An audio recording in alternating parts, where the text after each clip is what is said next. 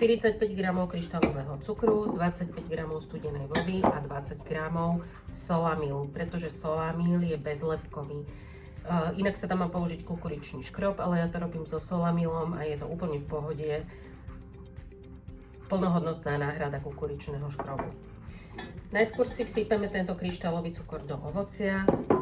Toto dáme na miernom ohni zahrievať. Keď nám to začne vrieť, môžeme to troška premixovať ponorným mixerom alebo aj prepasírovať, ale ja to nechávam tak, ako to je, len to troška premixujem ponorným mixerom.